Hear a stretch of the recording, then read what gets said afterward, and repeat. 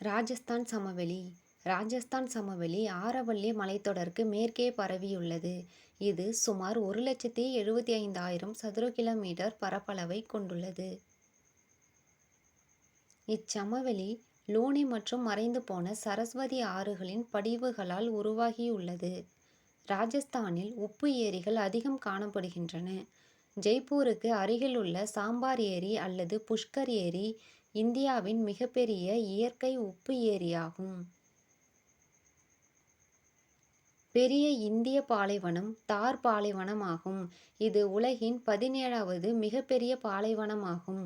இப்பாலைவனத்தின் மேற்கு பகுதி மருஸ்தலி என்று அழைக்கப்படும் மணல் குன்றுகள் நிறைந்த பாலைவன பகுதியாகும். கிழக்கு பகுதி ராஜஸ்தான் பாங்கர் என்று அழைக்கப்படும் அரை வறண்ட நிலப்பகுதி ஆகும். பருவகால லூனி ஆறு தார் பாலைவனத்தின் வழியாக சென்று கட்ச் வளைகுடாவில் கலக்கின்றன.